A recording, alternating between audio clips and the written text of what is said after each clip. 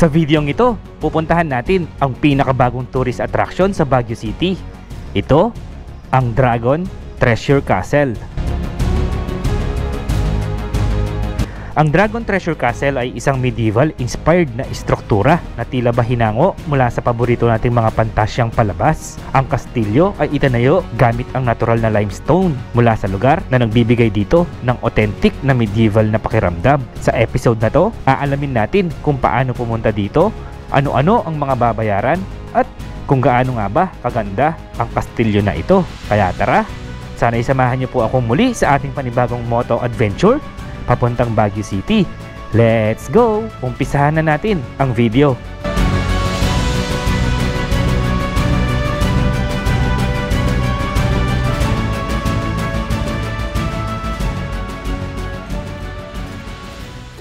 Good afternoon guys! Time check, 4:30 PM. So may panibagong adventure na naman po tayo. Pupuntahan natin ang pinakabagong tourist attraction dito sa Baguio. Ito ang Dragon Treasure Castle Kingdom or Dragon Treasure Castle.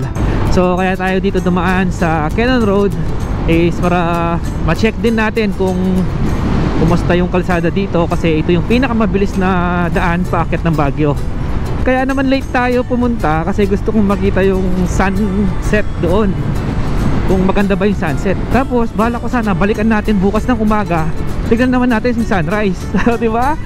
Para makita nyo rin kung anong oras magandang pumunta, kung sunrise ba or sunset.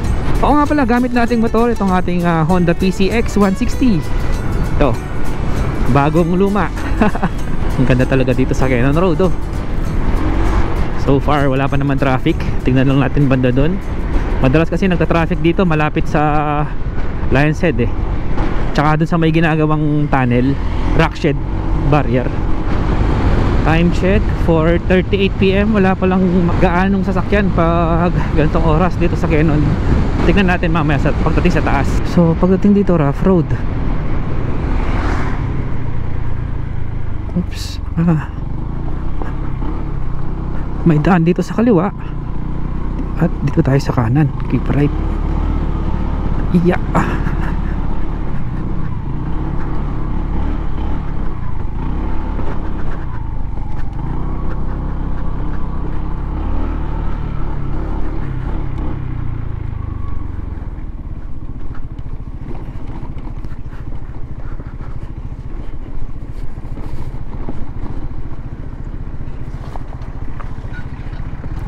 Pass one at a time. Hindi pwedeng sabay-sabay dun sa may tulay, baka bumigay. Oops, yan yung ginagawa nilang daan, no? Ay, hindi pala siya daan. Parang nagbutas sila dun, oh. Naglagay sila ng malaking pipe. Anong gagawin dyan?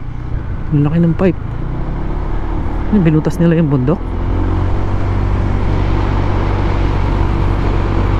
Haba ng ginawa nila.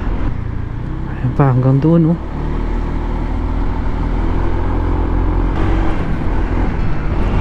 Napakaganda talaga dito sa Quezon.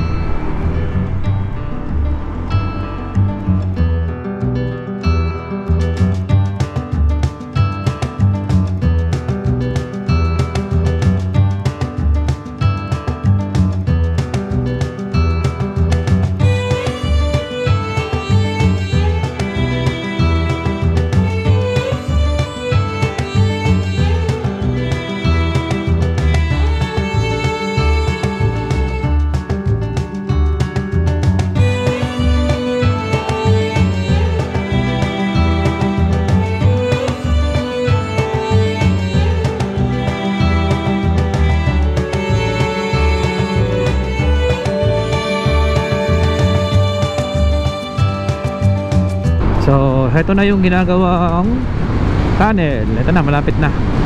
Ayun, dito lang magkaka-traffic talaga kasi isa lang yung nakakadaan eh, isang lane lang. Kaya pala ng tricycle dito sa Quezon, no? Oh. Euro. Ano yung mga motor nila? Hindi ko napansin eh. Ito, Motoposh. Ito, hindi ko makita. So dito lang magka-traffic. Pero mabilis naman eh. Mabilis lang naman siguro to. Ito, may tricycle pang isa, oh. Ito TMX. Yun. Go. So ito na yung tunnel guys, malapit na matapos. Ang ganda. Oh, pinipinturahan na. Wow. Oops, oops.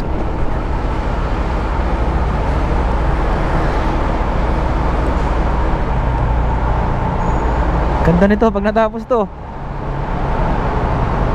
Konting-konti na lang, matatapos na siya.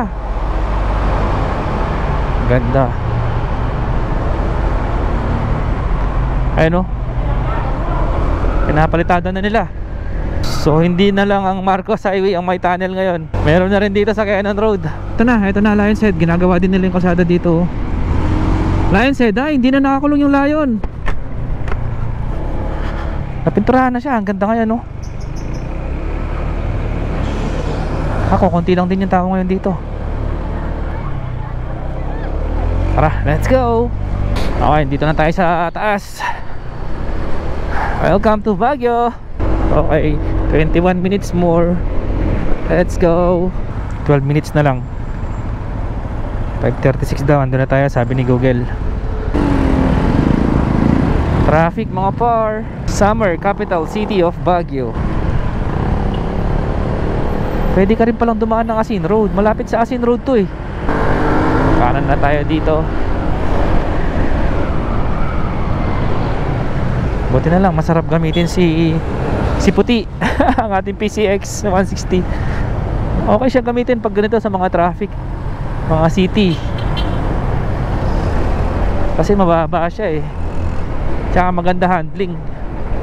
Madali isiingit. Oh wow naman ng view na yan guys.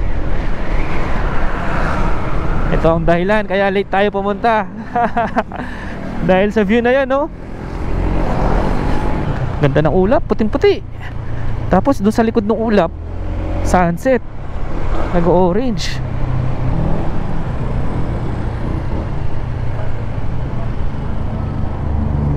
San Carlos Heights. Ay, kakanan tayo, di natin makikita yung view.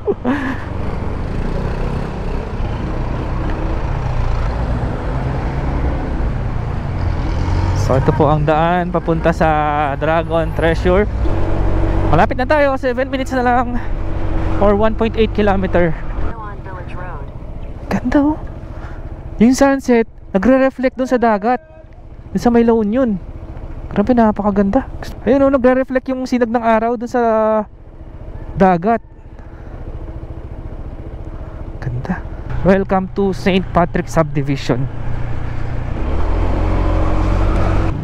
Ay, diretso daw to Dragon Treasure Castle. Diretso. Sana mahabol natin. Sana hanggang 7 sila. Eh, grabe lalim. Eh, eto, may signage naman pala. Dragon Treasure Castle.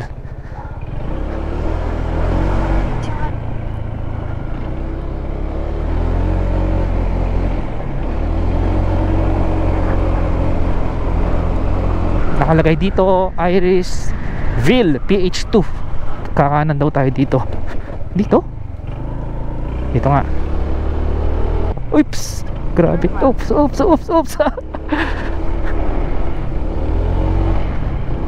Ito na. Ya. Ano po? May ticket na. Wala pa po. Baka dun sa baba. Ay, sa baba, sir.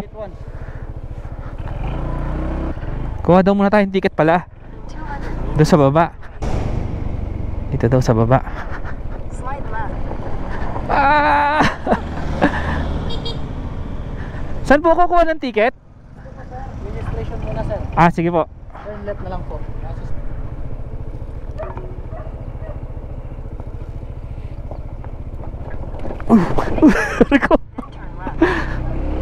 Tara, tanong tayo. Bago tayo pumasok doon sa Dragon Castle, kailangan mo natin mag-register dito. Ang babayaran natin is ito, regular ticket is 165 pesos. Tapos ito yung parking naman. 165 plus Motorcycle 30. So since nakamotor tayo, 30 pesos tsaka 165. bali 195 lahat, sir. Sige po. Pwede ako mag-drone ng. Ayun. Ito na lang. Hinabol ko talaga. Kaya lang hanggang 6 PM lang ba? Opo. Di pwedeng magano hanggang 6:30 ganun. Try nyo sir sa taas, 245. 95, 200. Hanggat may tao sir. Pwede po yan. Ayun, hanggat may tao daw Kasi pwede. may, syempre yung mga hindi lahat makakasali sa van. Shuttle natin. Akala ko dragon. Ay! Pwede sir. Sige po, thank you po. Sige sir. Enjoy. Thank you. So, ito yung mga safety precautions siyempre. Tapos dito may mga drinks na pwedeng bilhin.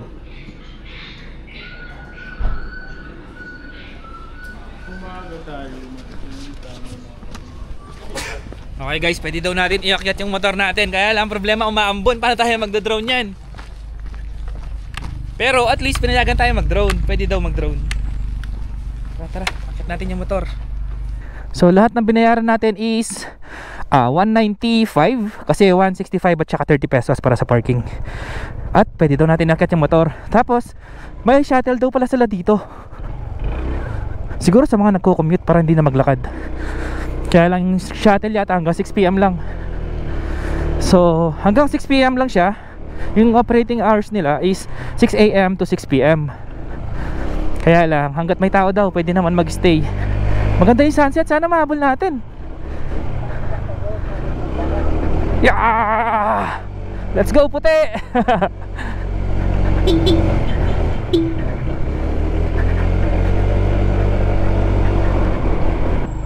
Okay na.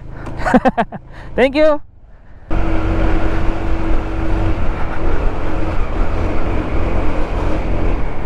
Saan ba?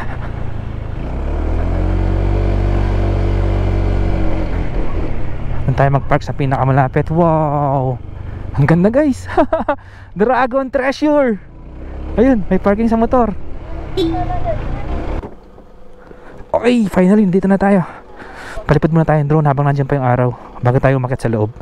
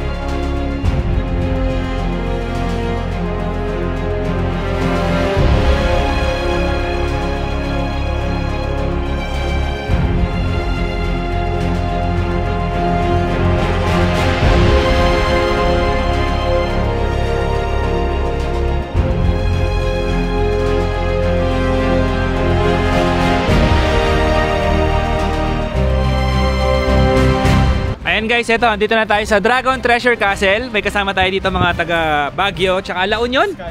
Biskaya. Sir, anong pangalan mo sir? Justin, sir. Sir Justin Clayton. Si sir kanito, nakabalaw din sa atin to. Tsaka si na ma'am, ayan. Hello po. Medyo madilim na. Saan nakita pa rin? Nagpa-vlog ka ba sir? Opo, medyo. Anong channel mo sir? Bliss Hunters po. Bliss Hunters, ayan. Follow nyo po si sir, Bliss Hunters. Thank you. Thank you so much. Thank you ma'am. Sige po, ingat. Hello baby, bye bye. You're watching him, di ba? Ay, ito oh, pinapanood mo ako. Ay, salamat. Sa YouTube po. Sir, thank you ah. Thank you, sir. Thank you. Sige po, salamat. Sir, thank you ah, thank you. Okay guys, eto, ginabi na tayo. Sana nakikita nyo pa rin ako. Ang dilim na. Actually, maganda rin dito kahit gabi.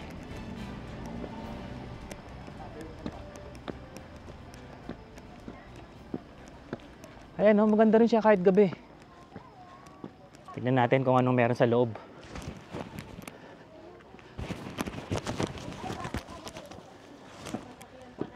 Ito, nasa loob na tayo. Maliwanag naman pala sa loob. So guys, pagpasok nyo dito, dalhin nyo yung ticket nyo kasi kailangan ibigay dito. Thank you. Meron siyang parang kidlat dun sa pinakadibdib niya. Tapos, ang laki ng pinto. Ayun na naman nahuli. Ayun yung pinto, ang laki oh. So tara, akit muna tayo dun sa taas.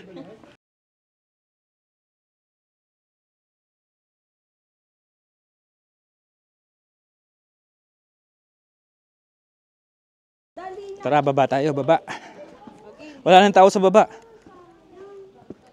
Nasolo natin. Ang ganda ng ilaw oh.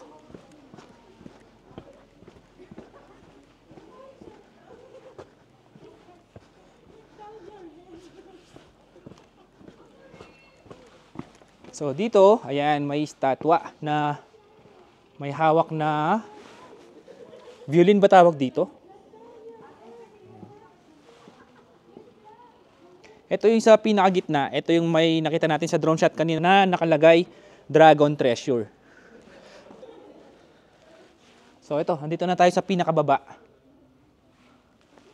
Dito pala maganda view.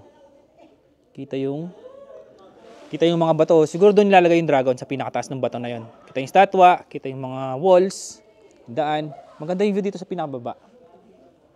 Tapos dito, may statwa din.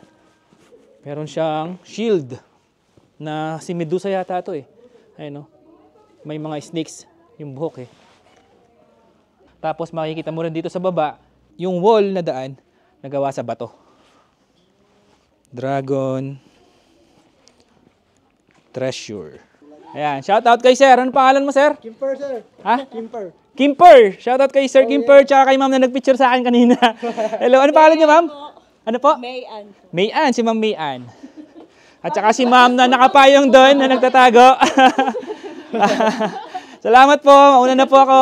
Ay, tapos na po kayo? Oo, tapos na. Ang bilis na naman. So, sabi ni ma'am, nakausap natin, na pinakamadami daw nagpupunta dito kapag sunset. Yun. So, kahit pala hindi na tayo bumalik bukas ng umaga, pinakamaganda yung view dito kapag sunset kasi nakaharap siya sa west. So, sakto yung west sa may La Union at doon lumulubog ang araw. Ano daw page mo? J4 po. Ha? J4, letter J tsaka number 4. Thank you pa. Ay, si ma'am yung ano, di ba? Yung nagmo-model ko kanina. Ayan, thank you po. Paalam. Paalam, bye-bye.